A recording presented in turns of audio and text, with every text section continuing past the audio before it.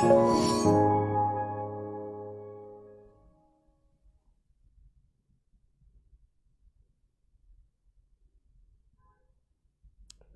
Students, जय हिंद, जय राजधानी। वेलकम टू राजधानी साइंस धारा। My self Vishnu Gupta, IIT JEE mentor. I am teaching mathematics from last 18 years. I am also author of JEE Mains and Advanced Mathematics books from Aryan Publication. Today I will start very important chapter, that is function. देखिए students, ये जो topic है function, ये बहुत ही ज़्यादा important है। ये इसलिए इम्पोर्टेंट है कि इसके क्वेश्चन हर साल JEE मेंस में, JEE एडवांस में, 12th में, यहाँ तक कि 11th में भी ये टॉपिक है, 11th में भी है और 12th में भी है। यानी दोनों क्लासेस के लिए ही ये इम्पोर्टेंट है। JEE मेंस में आते हैं, JEE एडवांस में आते हैं, और बाकी जितनी भी कॉम्पिटिटिव एग्जाम्स है, VIT है, बिटसेट है, SRM है, जितनी भी जो कॉम्पिटिटिव एग्जाम्स है, उन सभी में ये चैप्टर जो है इसके क्वेश्चन पूछे जाते हैं। यानी अपने आप में बहुत ज़्यादा इंपॉर्टेंट है। ये चैप्टर इसलिए ही इंपॉर्टेंट नहीं है कि इसके चैप्टर के क्वेश्चन जो है एग्जाम से पूछे जाते हैं। ये चैप्टर इसीलिए भी इंपॉर्टेंट है कि बाकी जो अदर चैप्टर्स है, जो बाकी चैप्टर्स है, उन चैप्टर्स में भी ये यूज आता है। यानी ये बेसिक चैप्टर है, फंडामेंटल चैप्टर है। बिना इस चैप्टर के किए मैथ्स के बहुत सारे जो चैप्टर्स है, लिमिट्स है, कंटिन्यूटी है, डिफरेंशियबिलिटी है, मेथड ऑफ डिफरेंशिएशन है, एरिया अंडर कर्व है, इंटीग्रेशन, इंडेफिनिट इंटीग्रेशन है, डेफिनिट इंटीग्रेशन है, डिफरेंशियल इक्वेशन है, ये सारे चैप्टर्स बिना इस चैप्टर के किए पॉसिबल ही नहीं है। यानी कहने का मतलब यह है कि ये चैप्टर अपने आप में बहुत ज़्यादा वेटेज वाला है, बहुत ही ज़्यादा इंपॉर्टेंट है। तो आपको इस चैप्टर को बहुत ही ज़्यादा ध्यान से पढ़ना है, अच्छे से सीखना है, और कोई भी डाउट हो आपको डिस्कस करना है। ठीक है स्टूडेंट, तो लेट्स स्टार्ट करते हैं हम। चैप्टर है फंक्शन।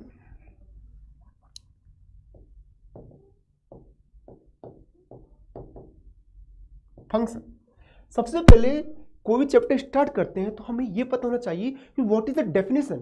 इस जो चैप्टर स्टार्ट कर रहे हैं, फंक्शन जो हमने स्टार्ट किया है, इसकी डेफिनेशन क्या है, क्या मतलब होता है फंक्शन का, क्या मीनिंग होता है फंक्शन का।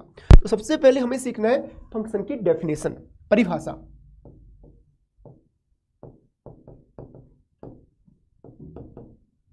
फंक्शन की डेफिनेशन या परिभाषा सीखने के लिए हम दो समुच्चय ले रहे हैं, दो सेट ले रहे हैं। एक सेट A है और एक सेट B है। सेट A के जो एलिमेंट्स हैं, सेट A के एलिमेंट्स का सेट B के एलिमेंट्स के साथ में रिलेशन है। सेट A के एलिमेंट्स हैं 1 2 3 4, एंड सेट B के जो एलिमेंट्स हैं वो है P Q R and S। Set A के एलिमेंट्स जो है उनका सेट B के एलिमेंट्स के साथ में रिलेशन है। रिलेशन जो है वो कैसे भी हो सकता है, रिलेशन के लिए कोई बाउंडेशन नहीं होती। रिलेशन कैसे भी हो सकता है, रिलेशन मतलब संबंध, कैसे भी हो सकता है, संबंध के लिए कोई बाउंडेशन नहीं होती। जैसे 1 का P से, 2 का P से, 3 4 का P से। यहाँ पर 1 का P से, 2 का Q से है, 3 का R से है, 4 का S से है, लाइक दिस। इधर देखिए आप, A B 1 2 3 4, P Q R S, 1 का P से, 1 का Q से, 2 का R से, 3 का S से, 4 का S से। और एक हम सेट ले लेते हैं, set A and set B। यहां देखिए आप 1 2 3 4, 1 2 3 4, P Q R S। 1 का P से रिलेशन है, 2 का Q से है, 3 का R से है, 4 का किसी से रिलेशन नहीं है। मैंने क्या कहा कि रिलेशन के लिए कोई बाउंडेशन नहीं होती, रिलेशन कैसे भी हो सकता है, बट फंक्शन के लिए बाउंडेशन है। फंक्शन के लिए कुछ रूल्स लगते हैं, कुछ कंडीशन अप्लाई होती है। वो कंडीशंस क्या है सुनिए आप लोग। पहला केस है each and every element of A, each and every element of A of A should related to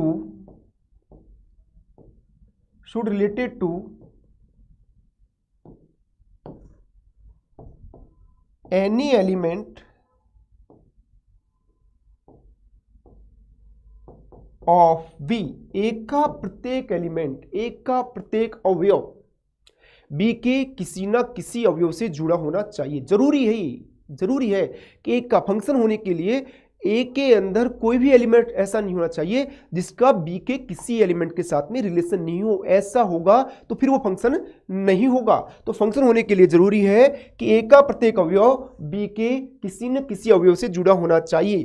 पहले एग्जांपल की बात करें हम तो यहां पर 1 2 3 4 प्रत्येक एलिमेंट जो है बी के किसी न किसी एलिमेंट से जुड़ा हुआ है। 1 जुड़ा हुआ है पी से, 2 जुड़ा हुआ है क्यू से, 3 आर से, 4 एस से। कहने का मतलब 1 2 3 4 ऑल एलिमेंट्स, सारे के सारे एलिमेंट्स किसी न किसी एलिमेंट से जुड़े हुए हैं। इधर आ जाइए, यहां पर देखिए दूसरे एग्जांपल में 1 2 3 4 ऑल एलिमेंट्स ऑफ ए, 1 2 3 4 सारे के सारे अवयव बी के किसी न किसी अवयव से जुड़े हुए हैं। 1 भी पी से जुड़ा हुआ है पी से, 3 भी चाहे एक से जुड़े हुए हैं लेकिन जुड़े हुए हैं। तो प्रत्येक अवयव जो है किसी ना किसी अवयव से जुड़ा हुआ है, इसीलिए ये भी अपने आप में एक फंक्शन है। बी के अंदर कोई अवयव छूट रहा है, कोई दिक्कत नहीं है। बी के अंदर अवयव छूट सकता है लेकिन ए के अंदर अवयव नहीं छूटना चाहिए। यहां पर देखिए ए का प्रत्येक अवयव जुड़ा हुआ है according to that definition, according to that condition, this is also function, ये भी एक फलन है। लेकिन ये जो फोर्थ एग्जाम्पल है यहां पर 4 जो अवयव है, 4 अवयव, इसका किसी के साथ संबंध नहीं है, किसी के साथ रिलेशन नहीं है, किसी के साथ जुड़ा हुआ नहीं है, इसीलिए पहली कंडीशन के अकॉर्डिंग ये नहीं है, पहली कंडीशन के अकॉर्डिंग ये फंक्शन नहीं है। दूसरा हम एग्जांपल लेते हैं,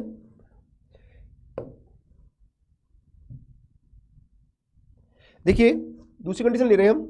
दूसरी कंडीशन है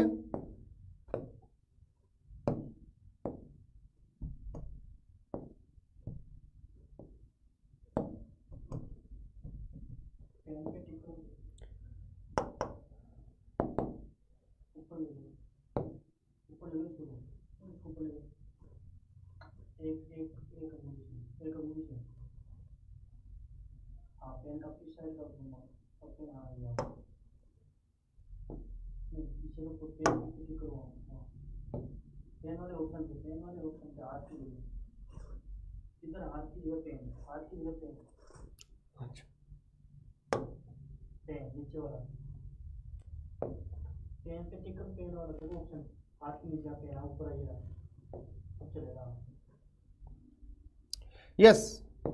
तो हम कह रहे थे आपको कि पहली कंडीशन तो यह है कि each and every element of A should related to any element of B. और दूसरी कंडीशन क्या है, ए का प्रत्येक अवयव, each and every element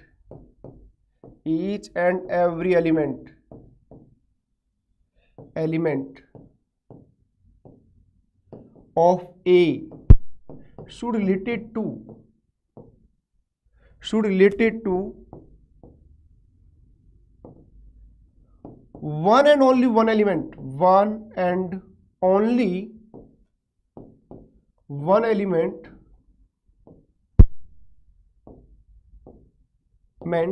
of B। ए का प्रत्येक एलिमेंट बी के one and only one element से रिलेटेड होना चाहिए, एक और केवल एक अवयव से जुड़ा होना चाहिए। यहां पर देखिए आप लोग, देखिए तीनों एग्जांपल, 4 एग्जांपल ले रहा हूं मैं। और देखिए यहां पर पहला जो एग्जांपल है 1 2 3 4, 1 2 3 4 प्रत्येक एलिमेंट एक और केवल एक से जुड़ा हुआ है। 1 भी एक और केवल पी से जुड़ा हुआ है, 2 भी एक और केवल एक क्यू से जुड़ा हुआ है, 3 भी one and only one R से जुड़ा हुआ है, 4 भी one and only one S से जुड़ा हुआ है। According to this condition this is also function. ये जो पहला वाला है वो दोनों कंडीशन को सेटिस्फाई कर रहा है, पहली वाली को भी और दूसरी वाली को भी। इसीलिए पहला जो एग्जांपल लिया वो फंक्शन है। दूसरे की बात करें, प्रत्येक एलिमेंट जुड़ा हुआ है और प्रत्येक एलिमेंट एक और केवल एक से ही जुड़ा होना चाहिए। तो यहां पर 1 भी एक और केवल एक पी से जुड़ा हुआ है, 2 भी 1 एंड ओनली 1 पी से जुड़ा हुआ है, 3 भी एक और केवल एक पी से जुड़ा हुआ है, 4 भी 1 एंड ओनली 1 पी से जुड़ा हुआ है। इसीलिए ये भी अपने आप में फंक्शन है। वाई? क्योंकि दोनों कंडीशंस को, पहली वाली कंडीशन कि ए का प्रत्येक अवयव बी के किसी न किसी अवयव से जुड़ा होना चाहिए, उसको सेटिस्फाई कर रहा है। दूसरी कंडीशन ए का प्रत्येक अवयव बी के एक और केवल एक अवयव से जुड़ा होना चाहिए, इसको भी सेटिस्फाई कर रहा है। That's why this is a function. ये भी एक फंक्शन है, ये भी एक फंक्शन है। बात कर रहे हैं हम थर्ड केस की, तीसरे केस की बात कर रहे हैं हम। ये देखिए आप 1 2 3 4, यहां पर प्रत्येक अवयव जुड़ा हुआ है अकॉर्डिंग टू पहली condition, first condition. This is a function, क्योंकि ए का प्रत्येक अवयव बी के किसी न किसी अवयव से जुड़ा हुआ है। लेकिन दूसरी कंडीशन जो है, every element of A should related to one and only one element of B। यहां पर देखिए आप, A का जो अवयव है एक, ये केवल और केवल एक से जुड़ा होना चाहिए था, लेकिन ये जो अवयव है ये P से भी जुड़ा हुआ है और Q से भी जुड़ा हुआ है। दैट्स वाई ये जो कंडीशन है इसको सेटिस्फाई नहीं कर रहा, because this condition, this relation is not satisfying this second condition। That's why this is not a function। ये पहली कंडीशन को सेटिस्फाई कर रहा है लेकिन दूसरी को नहीं कर रहा, इसलिए ये फंक्शन नहीं है, ये फंक्शन नहीं है। Is it clear? आया समझ में आप लोगों की?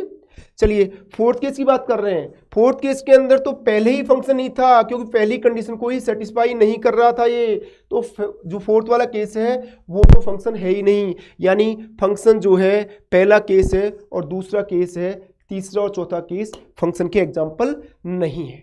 ठीक है स्टूडेंट्स, तो ये क्लियर हो गया होगा कि फंक्शन क्या होता है। यदि ए से बी में कोई रिलेशन है तो फंक्शन कब होगा? जब ए का प्रत्येक अवयव बी के एक और केवल एक अवयव से जुड़ा हुआ हो। दोनों केसेस को मैंने एक साथ बोल दिया। जब ए का प्रत्येक अवयव बी के एक और केवल एक अवयव से जुड़ा हुआ होगा, ऐसे केस में ही वो रिलेशन, वो संबंध फंक्शन होगा, अदरवाइज फंक्शन नहीं होगा। क्लियर? चलिए आगे चलते हैं। अच्छा, यहां पर देखिए आप, ये जो ए से बी में जो फंक्शन है, ए से बी में जो रिलेशन है, ये और ये जो दोनों हैं ये फंक्शन के एग्जाम्पल है। फर्स्ट और सेकंड जो है ये फंक्शन के एग्जाम्पल है। This is function and this is function, ये दोनों फंक्शन के एग्जाम्पल है। तो यहां पर ए से बी में जो रिलेशन है, ए से बी में जो फंक्शन है, तो जो ए के एलिमेंट्स होते हैं, ए के एलिमेंट्स को हम बोलते हैं, ए के एलिमेंट्स को हम बोलते हैं elements of A,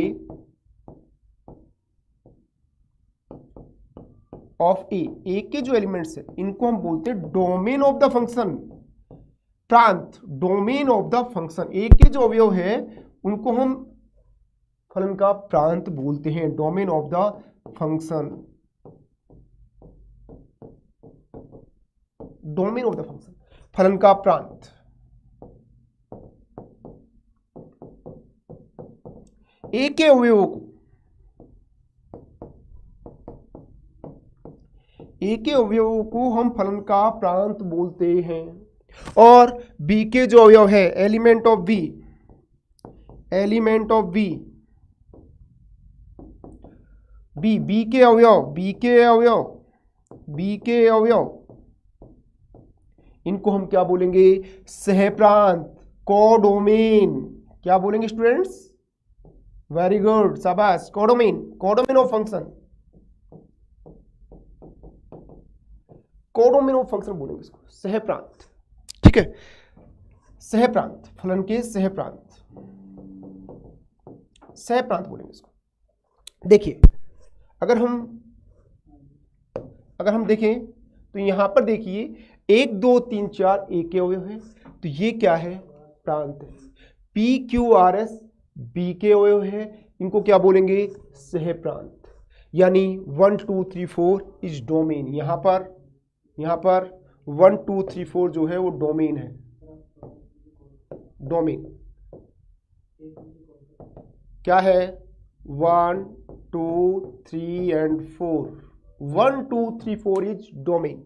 and P Q R S, यहाँ पर पी क्यू आर एस क्या है, ये है कोडोमेन। ये क्या है, codomain. P Q R S है codomain, P Q R and S. ठीक है स्टूडेंट्स, 1 2 3 4 डोमेन है, पी क्यू आर एस क्या है, कोडोमेन। और सुनिए एक टर्म और सुनिए आप लोगों ने, रेंज, परिसर, क्योंकि ये चैप्टर तो आप 11th से पढ़ते आ रहे हैं, 11th में पढ़ा है आप लोगों ने, 12th में पढ़ा है, तो आप लोगों ने नाम तो सुन ही लिए होंगे, परिसर। तो जो टर्म है परिसर, इसका मीनिंग क्या होता है, प्रांत पता चल गया हमें, सह प्रांत पता चल गया, फिर परिसर क्या है, व्हाट इज द रेंज, परिसर क्या है। देखिए बी के वो अवयव, बात किसी कर रहा हूं, बी के वो अवयव जो ए के अवयव के साथ रिलेटेड है।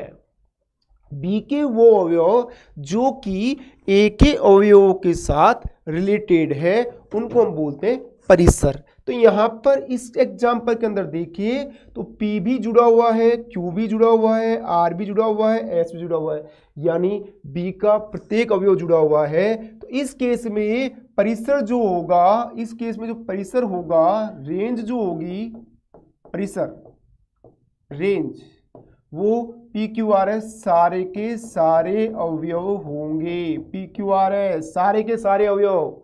लेकिन जो सेकंड एग्जांपल है, इसके अंदर डोमेन 1 2 3 4 है, प्रांत 1 2 3 4 है, सह प्रांत पी क्यू आर एस है, परंतु परिसर जो है केवल पी है, परिसर केवल पी है। ठीक है, यहां पर परिसर पी है, सह प्रांत पी क्यू आर एस है। क्लियर स्टूडेंट्स, तो आपके समझ में आ गया होगा कि फलन क्या होता है, उसका डोमेन क्या होता है, और कोडोमेन क्या होता है, उसकी रेंज क्या होती है। क्लियर। अब जो हमें सीखना है वो है कि यदि हम ग्राफ देखें, यदि हम किसी फलन का ग्राफ बनाए, तो हाउ टू जज that this graph is represent function and this graph is not represent function. How to जज, कैसे चेक करें, हम कैसे पता करें कि ये जो ग्राफ है वो फलन का है और ये ग्राफ फलन का नहीं है। तो ग्राफ के द्वारा ग्राफिकल डेफिनेशन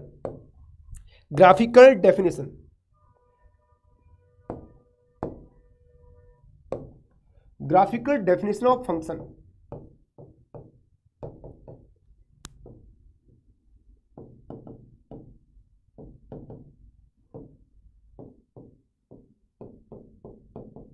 ग्राफिकल डेफिनेशन यानी ग्राफीय परिभाषा।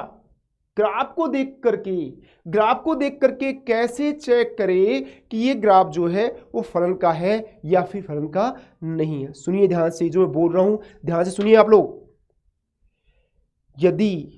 यदि y अक्ष के समांतर कोई रेखा खींची जाए, y अक्ष के समांतर कोई रेखा खींची जाए, वह रेखा यदि दिए गए ग्राफ को केवल एक बिंदु पर काटे, a line drawn parallel to y-axis cut the graph of the function at only one point, then that graph represent a function.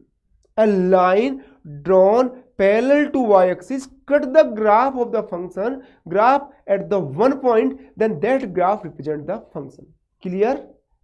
y अक्ष के समांतर खींची गई रेखा केवल एक बिंदु पर काटे तो वो फंक्शन होता है। एग्जांपल लेके समझने की कोशिश कर रहे हैं, तो एग्जांपल ले रहे हैं हम। देखिए आप लोग,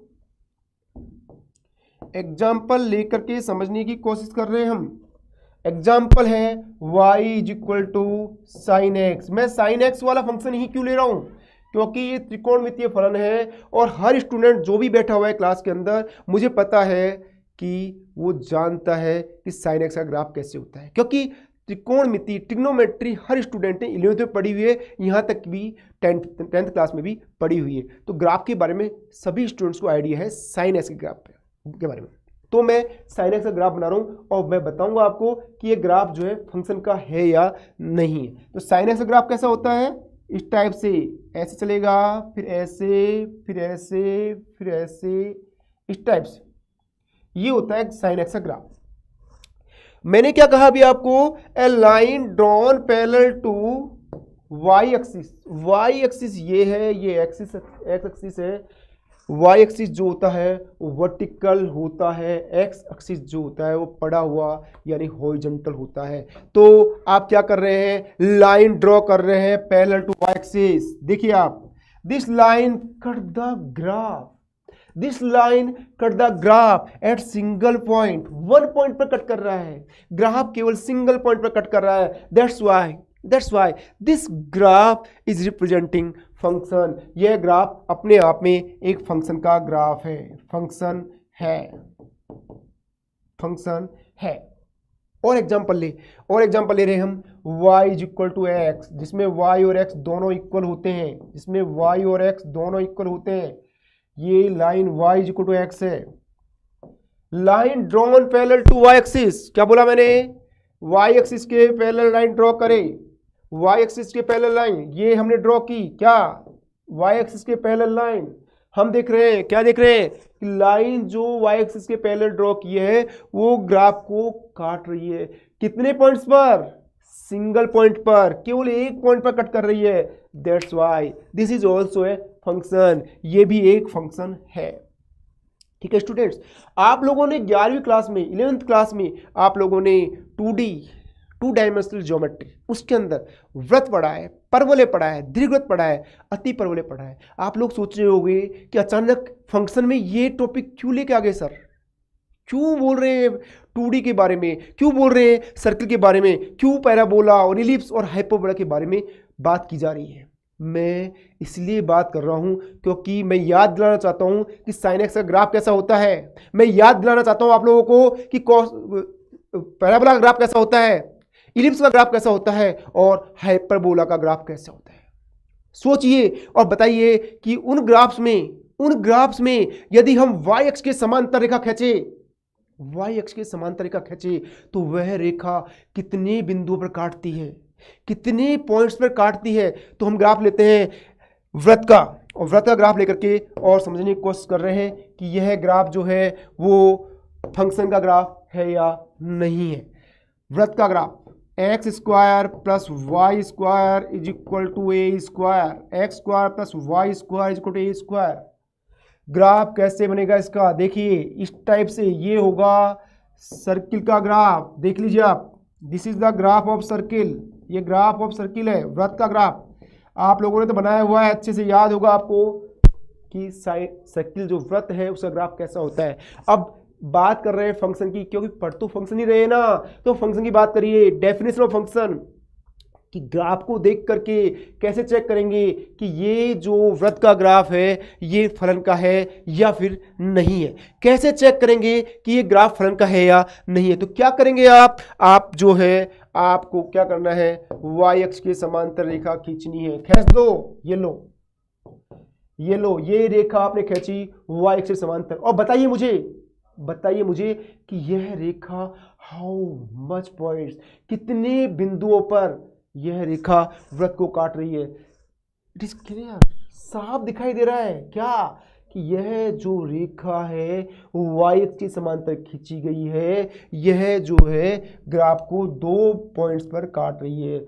और फंक्शन की डेफिनेशन के अकॉर्डिंग जो लाइन हम ड्रॉ करते हैं y अक्ष के समांतर, वो लाइन केवल और केवल एक बिंदु पर काटनी चाहिए। यहाँ पर ये 2 बिंदु पर काट रही है, अतः ये फंक्शन नहीं है। This is not a function, ये फंक्शन का ग्राफ ही नहीं है। परवलय की बात करें, Y square equal to 4x, सीखा है खूब आपने ये टर्म, ये फॉर्मूला यूज किया है, Y square equal to 4x। बताइए मुझे ग्राफ कैसा होता है इसका, कैसा होता है? यस गुड, एकदम ऐसा होता है, बिल्कुल सही बोल रहे हैं आप। ये Y square equal to 4x का ग्राफ है, लाइन ड्रॉ किया आपने पैरेलल टू वाई एक्सिस, कितने पॉइंट पर कट कर रही है ये लाइन, कितने पॉइंट्स पर कट कर रही है? There are 2 points, this is 1 and this is 2, because this line cuts the graph at 2 points, that's why this graph is not represent function. यह ग्राफ फलन को निरूपित नहीं करेगा। वृत्त फलन नहीं होता, परवलय फलन नहीं होता, दीर्घवृत्त फलन नहीं होता, अतिपरवलय फलन नहीं होता। क्लियर? रेखा फलन होती है। y is equal to x plus 1 line है, दिस इज ए फंक्शन, क्योंकि इस पर खींची गई जो y एक्स के समांतर खींची गई जो रेखा है वो केवल एक बिंदु पर कट करती है। तो आपके समझ में आ गया होगा, ग्राफिकल डेफिनेशन आपके समझ में आ गई होगी कि कैसे हम ये चेक करते हैं कि ये ग्राफ जो है वो फलन का है या फिर फलन का नहीं है। ठीक है, क्या क्या समझ में आया आप लोगों के? फलन क्या होता है और क्या समझ में आया? ग्राफ देख करके कैसे चेक करते हैं कि ये ग्राफ फलन का है या नहीं है।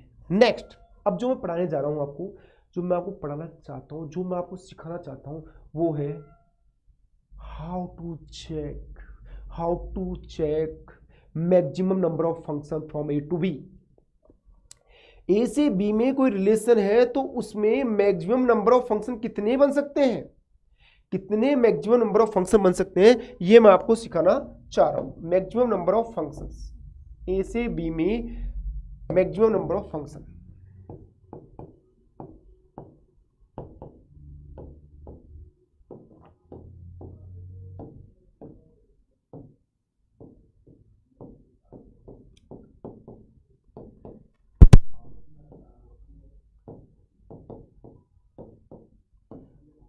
कितने फंक्शन हो सकते हैं, ए से बी में कितने फंक्शन हो सकते हैं? तो देखिए, यदि ए में 1 2 3 4 4 अवयव है, बी में पी क्यू आर 3 अवयव है, इसमें 4 और इसमें 3 है, 1 का पी से, 2 का क्यू से, 3 का आर से, 4 का आर से, ए है, बी है, यानी एम, ए के अंदर अवयवों की संख्या 4, बी के अंदर अवयवों की संख्या 3, तो कुल फलनों की संख्या, टोटल नंबर ऑफ फंक्शन, कुल फलनों की संख्या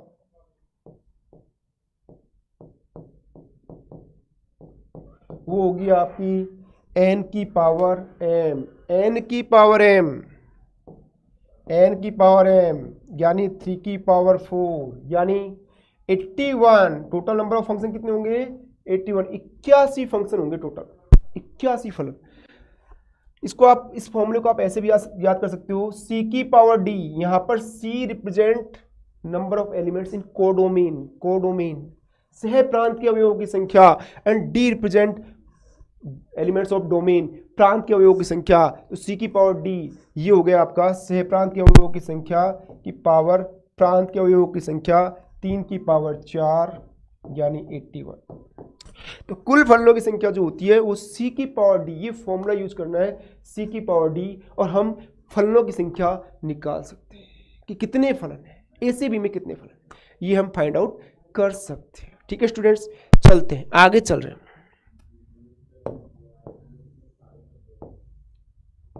देखिए students,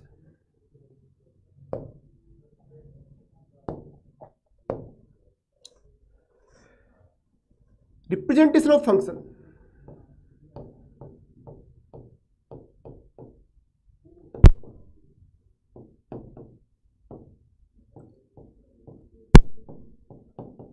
how to represent function, कैसे हम फलन को निरूपित करते हैं, फलन को कैसे निरूपित करते हैं, निरूपण फलन का हम कैसे करते हैं, ये हम आपको सिखा रहे हैं। How to represent function, function का निरूपण कैसे करते हैं।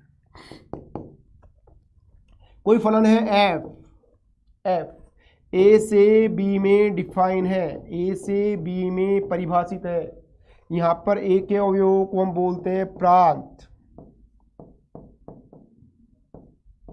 और बी के अवयवों को हम बोलते हैं सहप्रांत। यानी जब भी कोई फलन दे रखा होता है तो उसका डोमेन दिया हुआ होता है, और कोडोमेन दिया हुआ होता है। कोडोमेन दिया होता है, डोमेन दिया होता है और कोडोमेन दिया होता है, प्रांत दिया होता है, सह प्रांत दिया होता है, परिसर के बारे में जानकारी नहीं होती। परिसर तो आपको निकालना ही पड़ेगा।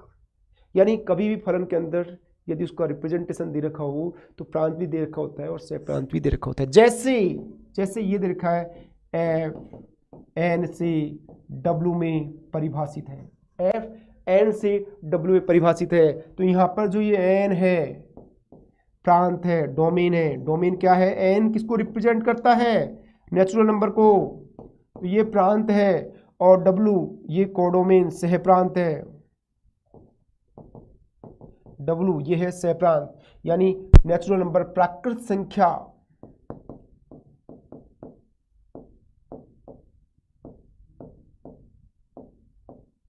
और ये क्या है? होल नंबर पूर्ण संख्या।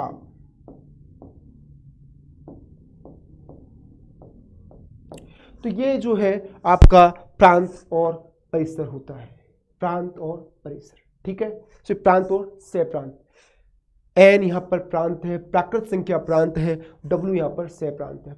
एन जो है हमेशा कैपिटल एन नेचुरल नंबर को रिप्रेजेंट करता है, पता होगा आपको। डब्ल्यू कैपिटल डब्ल्यू जो होता है होल नंबर को रिप्रेजेंट करता है। कैपिटल जेड इंटीजर नंबर को रिप्रेजेंट करता है, पूर्ण संख्याओं को रिप्रेजेंट करता है। इसको कैपिटल आई से भी रिप्रेजेंट करते हैं।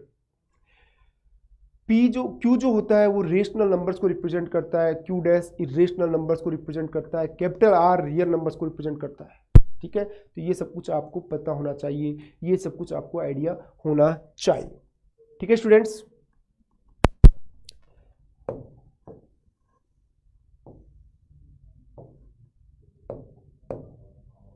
N represent natural number. मैं इसलिए लिख रहा हूं कि यदि किसी को पता नहीं है तो ये भी आइडिया होना चाहिए। ये टॉपिक के अंदर सब कुछ बेसिक चीजें पता होना चाहिए, ये सब कुछ। N represent natural number, W whole number को रिप्रेजेंट करता है,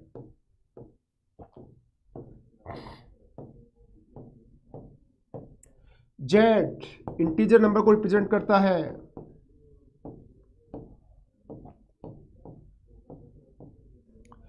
क्यू रेशनल नंबर को,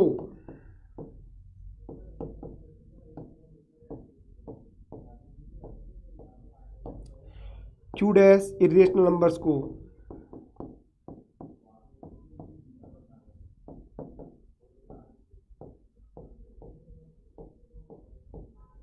कैपिटल आर जो होता है वो रियल नंबर को रिप्रेजेंट करता है। अब इसमें भी एक चीज ध्यान रखनी है, एक चीज और ध्यान रखनी है, क्या? यदि आर प्लस हो, आर प्लस का मतलब होता है positive real numbers, positive real numbers, positive real number धनात्मक, इसमें ऋणात्मक नहीं आएगा। आर नेगेटिव, इसका मतलब होता है negative real number.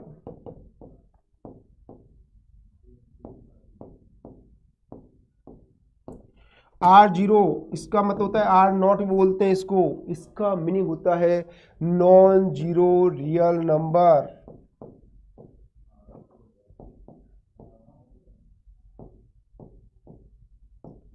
Non zero real number, zero के अलावा बाकी सारे रियल नंबर इसके अंदर आते हैं। तो आपको ये पता होना चाहिए कैपिटल एन आ गया, इसका मतलब क्या है, आर प्लस आ गया, इसका मतलब क्या है। जैसे मान लो यहाँ पे लिखिए एफ आर प्लस से आर माइनस में डिफाइन है। इसका मतलब क्या है कि ये फंक्शन जो एफ है ना, इसका डोमेन, इसका प्रांत पॉजिटिव रियल नंबर है, इसका प्रांत पॉजिटिव रियल नंबर है, इसका सह प्रांत क्या है? नेगेटिव रियल नंबर है। इसके अंदर केवल नेगेटिव नंबर ही आएंगे, इसमें केवल पॉजिटिव नंबर्स ही आएंगे। क्लियर? ठीक है, आगे चलते हैं।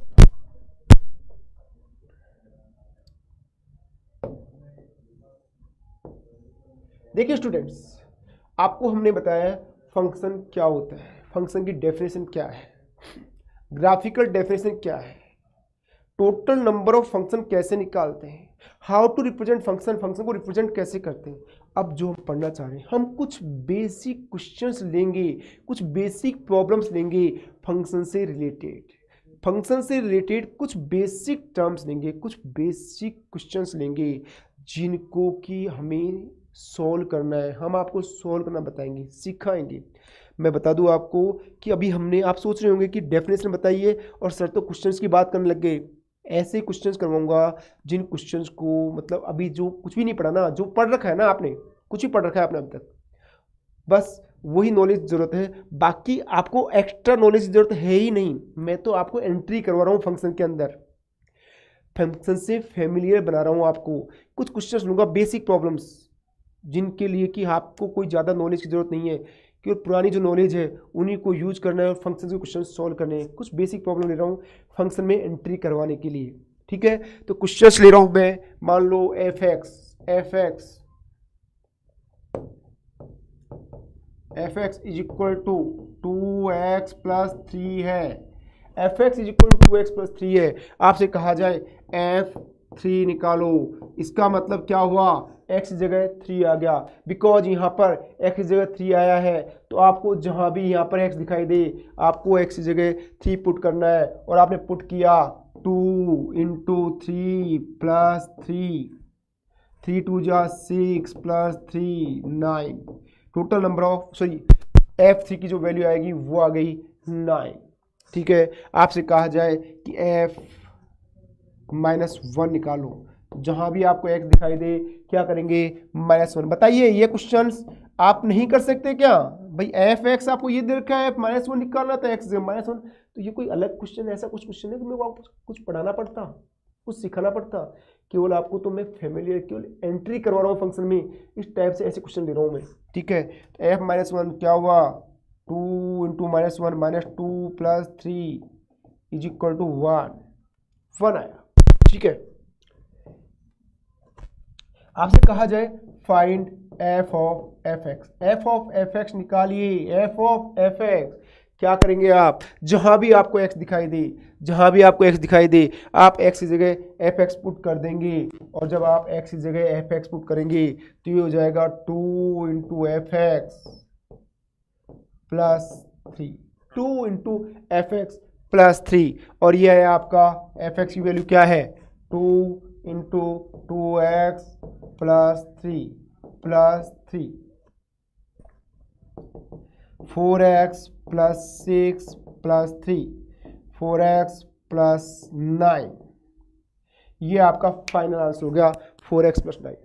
इस तरीके से आपको f ऑफ f(x) पूछे, f ऑफ g(x) पूछे, कुछ भी पूछे आप आसानी से निकाल सकते हैं। जब x की जगह f(x) आ गया तो यहाँ पर भी आपको x की जगह f(x) पुट करना है, f(x) की वैल्यू पुट करनी है, सॉल्व करना है, आंसर निकालना है। कुछ नई चीज़ सीखी क्या आपने, नहीं, मतलब आपको सीधी सी वैल्यू तो पुट करनी है, बाकी तो कुछ किया ही नहीं आप लोगों ने। तो ऐसा कुछ भी नहीं है, केवल फंक्शन में आप एंट्री कर रहे हैं, ठीक है, और क्वेश्चन ले रहे हैं और समझने की कोशिश कर रहे हैं। देखिए आप लोग, f(x) is equal to 3x plus 2 upon 5x plus 4। आपसे कहा जाए f ऑफ f(x) निकालिए, f ऑफ f(x) निकालिए। क्या करेंगे, जहां भी आपको x दिखाई दे आप x की जगह f(x) पुट करेंगे। तो आपने x की जगह f(x) पुट किया और ये हो गया 3f(x) plus 2 upon 5f(x) plus 4। आपने क्या किया, जहां भी आपको x दिखाई दिया आपने x की जगह f(x) पुट किया, और जब पुट किया तो ये बना आपका क्या, 3f(x) आपका 3x plus 2 upon 5x plus 4 है, प्लस 2 किया होल अपॉन में 5 3x plus 2 upon 5x plus 4 है, प्लस 4 किया। क्या करेंगे आप, कैलकुलेशन करनी है, सिंप्लीफाई करनी है, और कुछ भी तो नहीं करना।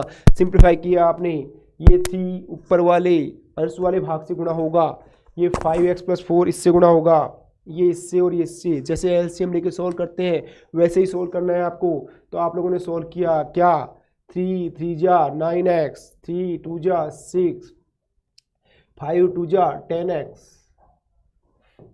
4 2 जा 8 upon 5x plus 4 whole upon में 5 3 जा 15x प्लस 5 2 जा 10 प्लस 5 हो जा 20x प्लस 4 हो जा 16 अपॉन एलसीएम 5x प्लस 4। आ रहा है समझ में? जाने वाले को जाने दो, जाने वाले को जाने दो, आने वाले को आने दो। क्या आ रहा है? 9 10 19x 19x प्लस 8 और 6 14 14 अपॉन 15 और 20 35x प्लस 10 और 16 26। ये आपका आ गया फाइनल आंसर। ये हो गया final answer F of f x. ठीक है, ऐसा ही क्वेश्चन हम और ले रहे हैं। आप लोग खुद भी सोल्व करिए और मैं भी सोल्व करता हूँ, फिर देखना है कि क्या आप लोग गलती कर रहे हैं और कैसे उसको करना है। ये दोनों चीज़ आपकी क्लियर हो जाएगी। ठीक है, तो हम क्वेश्चन ले रहे हैं f x is equal to 3x plus 5 upon 7x minus 3। F x is equal to 3x plus 5 upon 7x minus 3 है। ये क्वेश्चन है, सॉल्व करना है आपको, आंसर निकालना है। आपको निकालना है एफ ऑफ एफ एक्स, आपको निकालना है F of f x. F of f x निकालेंगे आप जहां भी आपको x दिखाई देगा, जहां भी आपको x दिखाई देगा आप एफ एक्स पुट करेंगे। क्या? 3 of f x plus 5 7 of f x minus 3 of f x plus 5 7 of f x minus 3। क्या करना है अब आपको? कुछ नहीं करना। क्या? केवल आपको एफ एक्स की वैल्यू जो है वो पुट करनी है, बाकी कुछ नहीं करना। पुट कर दीजिए आप। जब आपने वैल्यू पुट की तो क्या है आपका? ये 3। क्या है आपका? 3। यहाँ पर क्या आया? 3x प्लस 5 अपॉन क्या है? 7x माइनस 3 प्लस क्या है? 5 होल अपॉन में क्या है? 7। एफ एक्स क्या है? 3x प्लस 5 अपॉन में क्या है?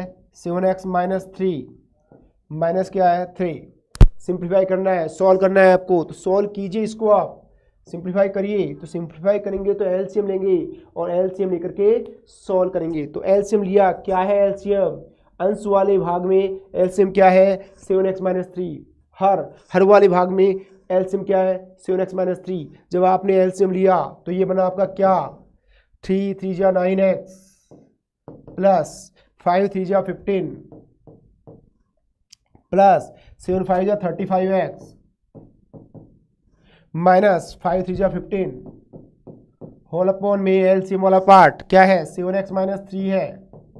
होल अपॉन हेयर यहाँ पर ऑल्सो 7x माइनस 3 एलसीएम है। ले लो। क्या? एलसीएम लिया, 7x माइनस 3 क्या बना आपका? 7 3 जा 21x 7 3 जा 21x प्लस 5 7 जा 35। ओके, देन ये माइनस 3 से मल्टीप्लाई होगा। 7x माइनस 3 से माइनस 3 मल्टीप्लाई करेंगे, क्या बनेगा? ये 7 3 जा 21x माइनस वाला और माइनस माइनस प्लस प्लस 3 3 जा 9 upon LCM. What is LCM here? 7x minus 3। जाने वाले को जाने दो और आने वाले को आने दो। देखो यहाँ पर ये भी जा रहा है और क्या जा रहा है बताइए? 21। गुड, ये सब जा रहे हैं। बच क्या रहा है आपका? 9x और क्या बच रहा है? 35x। 9 और 35 कितना होता है? 44x अपॉन डिनोमिनेटर में हर में क्या बच रहा है? 35 प्लस क्या है? 9 ऐड किया क्या आएगा? 44। कैंसिल किया, खत्म किया, क्या बचा? x। फाइनल आंसर क्या आया? x। यानी अगर आपको F x 3x plus 5 upon 7x minus 3 दे रखा है और आपसे कहा जाए find the value of f x, तो हम क्या करेंगे? जहां भी x दिखाई दे रहा है x जगह एफ एक्स पुट करेंगे, सॉल्व करेंगे, सिंप्लीफाई करेंगे और सॉल्व करने के बाद जो आंसर आ रहा है क्या आ रहा है? x। खैर, हम दूसरा क्वेश्चन लेते हैं और इसको क्लियर करने की कोशिश करते हैं, समझने की कोशिश करते हैं। ठीक है स्टूडेंट्स, तो हम दूसरा क्वेश्चन ले रहे हैं और इसको और अच्छे से क्लियर करने की कोशिश कर रहे हैं और अच्छे से समझने की कोशिश कर रहे हैं। ठीक है स्टूडेंट्स, तो देखिए क्वेश्चन हमारे पास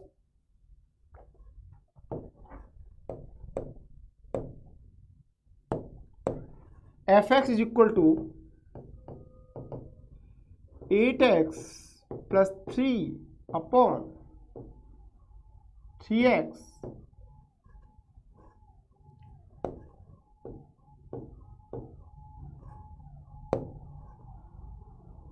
7x माइनस 8, ये क्वेश्चन हमारे पास।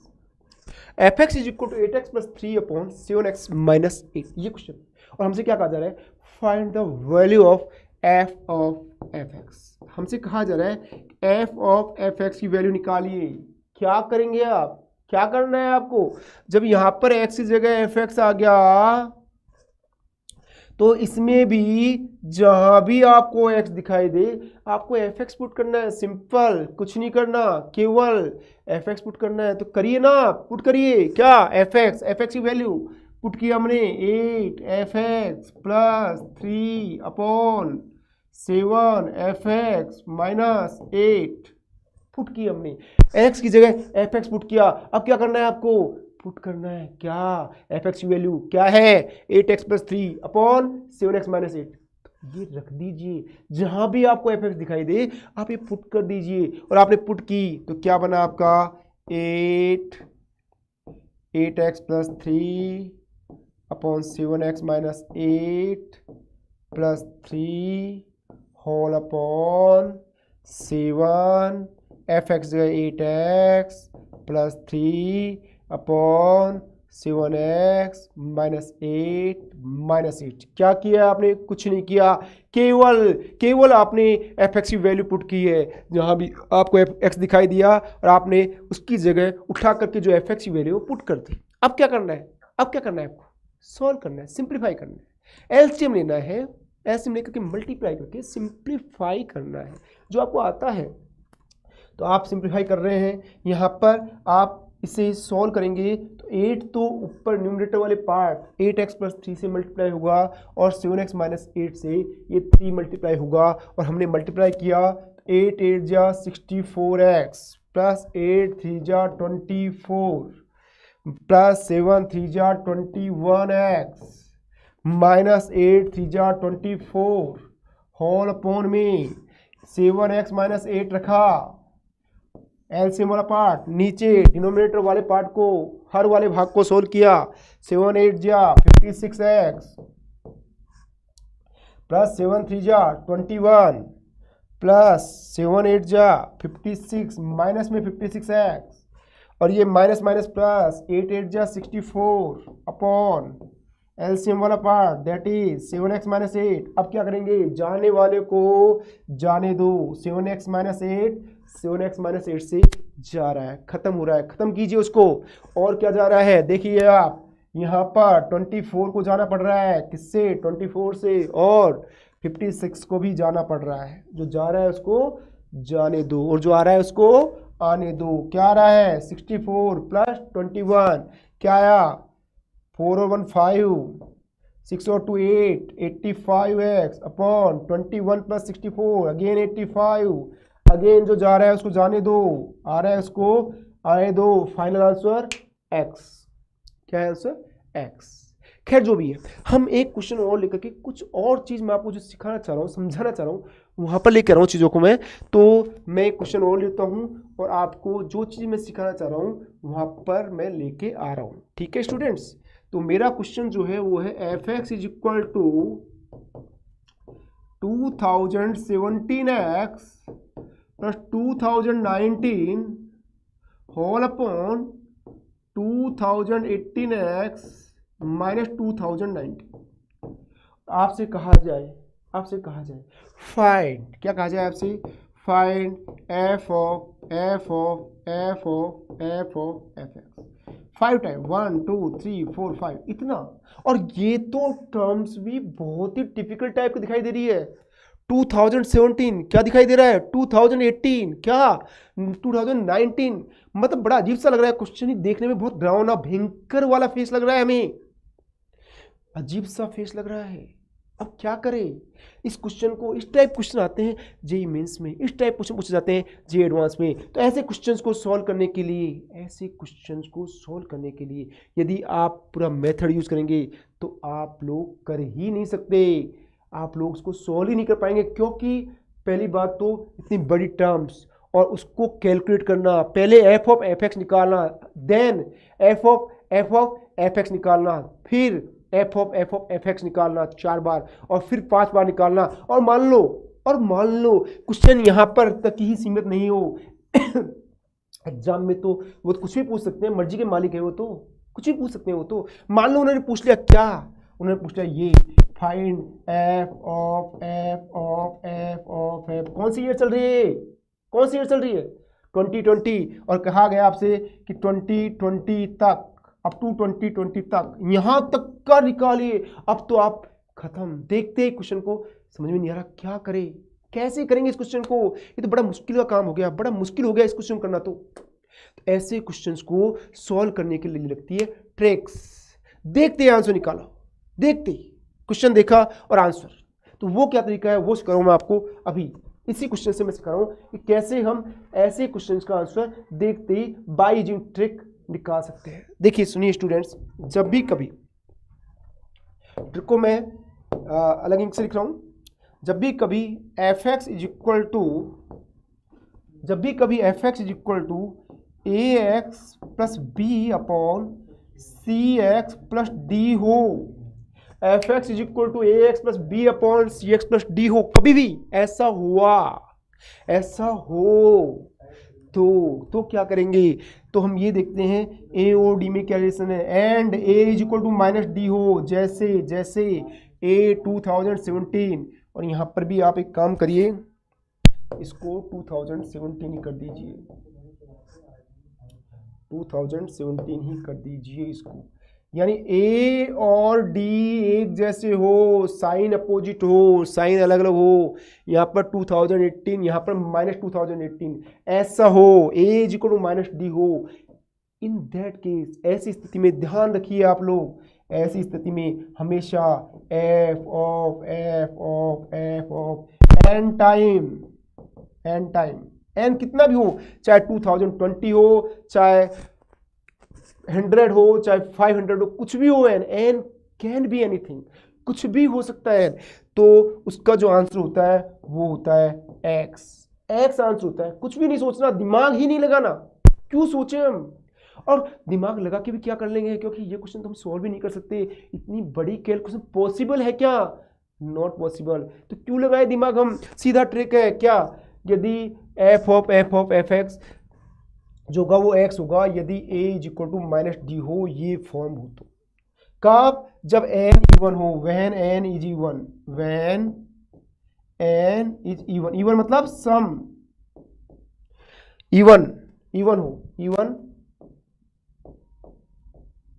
2 4 6 8 2020, यानी इसका आंसर तो एक्स ही आना है, क्योंकि 2020 तक है, इवन है ना 2020, एक्स आएगा, और इसका आंसर होगा एफ एक्स, इसका आंसर एफ एक्स होगा कब, जब व्हेन एन इज और एन ऑड हो, तो एन विषम संख्या हो, तो इसका आंसर जो होगा वो होगा एफ एक्स, यानी वो ही आ जाएगा जो क्वेश्चन में था। यानी यहां पर कितना है 1 2 3 4 5, क्या है, कितने नंबर ऑफ एफ है, how many f's are there, 5, 5 क्या होता है, ऑड होता है, इवन होता है, ऑड होता है, विषम होता है, इसका आंसर क्या आएगा, कुछ भी सोचना नहीं है, कुछ भी दिमाग नहीं लगाना, क्या आएगा एफ एक्स ही आएगा, और एफ एक्स क्या है 2017 x plus 2019 upon 2018 x minus 2017, खत्म, कुछ भी नहीं करना, इसका आंसर निकाला, और निकालना है तो सिर्फ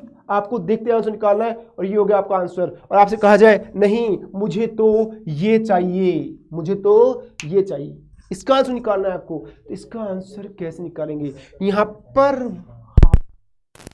एन पर है, एन की कितने हैं 2020 क्या है, इवन है, क्या आंसर आएगा इसका एक्स आएगा, फाइनल आंसर इसका होगा एक्स, यानी कुछ नहीं करना, आपको सीधा आंसर निकालना है। देखिए थोड़ी देर पहले एक सवाल लिया था हमने, कौन से वाला, ये वाला, इसको देखो आप, A X plus B upon C X plus D, A X plus B upon C X plus D, what is A here 8, what is A here 8, A 8 है, डी क्या है -8 है, ए 8 है, डी -8 है, आपसे कहा जा रहा है find the value of f x, आपने सॉल्व किया, आपने सॉल्व किया, सिंपल सा क्वेश्चन था, सिंपल सा क्वेश्चन था, और इसको भी सॉल्व करने में आपने कितना टाइम लगा दिया, देखिए ना आप कितना टाइम लगा दिया आपने, कितना बड़ा किया क्वेश्चन को, और इतना सब कुछ करने के बाद तब जाके आपका एक्स आया, लेकिन यदि ट्रिक पता है तो आप तो क्वेश्चन को देखते ही बता देंगे ना कि आंसर क्या होगा। आंसर जो होगा वो होगा आपका एक्स। क्या होगा आंसर? एक्स। कुछ भी नहीं करना, देखते ही तो आंसर बताना है। चलो हम और क्वेश्चन लेते हैं और आपको समझाने की कोशिश करते हैं कि कैसे हम आंसर निकालेंगे।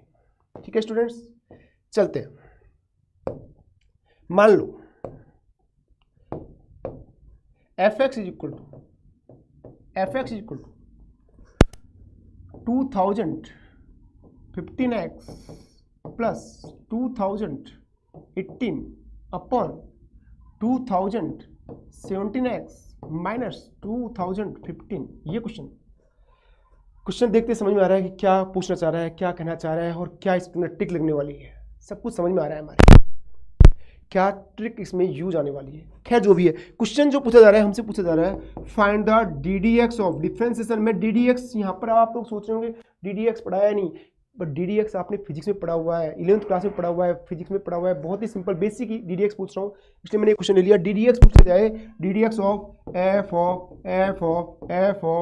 ऑफ 2022, ये क्वेश्चन पूछा जाए। अब बताइए ये क्वेश्चन देखिए, दिखने में क्या लग रहा है? भूतिया चेहरा लग रहा है इसका, भयंकर वाला फेस लग रहा है इसका, बड़ा अजीब सा फेस लग रहा है, देखते ही डर जाए। और मैं बता दूं आपको, जेई मेंस और जेई एडवांस में जो क्वेश्चंस आते हैं ना, उनका फेस एकदम भूतिया फेस होता है, डरावना फेस होता है, दिखने में बहुत डरावने होते हैं। लेकिन बेटा क्वेश्चंस डरावने होते नहीं हैं। जो डरावने होते हैं ना, वो बहुत ही सिंपल होते हैं, बहुत ही ईजी होते हैं। केवल उनका फेस भयंकर वाला बना दिया जाता है, फेस बहुत डरावना बना दिया जाता है कि स्टूडेंट उन क्वेश्चन को देखे और डर जाए। जबकि क्वेश्चन बहुत ही सिंपल होते हैं। थोड़ा सा स्टूडेंट डरे नहीं, पेशेंस रखे, सॉल्व करने की कोशिश करे तो आसानी से सॉल्व कर सकते हैं। खैर जो भी है, ये क्वेश्चन है। बताइए इस भूतिया चेहरे वाला जो क्वेश्चन है, इसका आंसर क्या होगा? अब तो आपको पता है, निकाल लिया आपने आंसर, निकाल लिया, मुझे पता है, निकाल लिया आप लोगों ने आंसर। यस, बता भी रहे स्टूडेंट्स, गुड, वेरी गुड। इसका आंसर, इसका जो ये वैल्यू आई वो तो आई आपकी x, और DDX निकालना है इसका। What is DDX? 1। इसका आंसर है आपका 1। DDX ऑफ x हुआ 1। इस तरीके से बहुत ही आसानी से हम क्वेश्चंस को सॉल्व कर सकते हैं, बहुत ही आसानी से हम क्वेश्चंस को हल कर सकते हैं। ठीक है स्टूडेंट्स, तो ये आपको समझ में आ रहा होगा कि कैसे हम क्वेश्चंस को सॉल्व करेंगे। ठीक है ना? तो हम आगे और क्वेश्चन लेंगे और समझेंगे।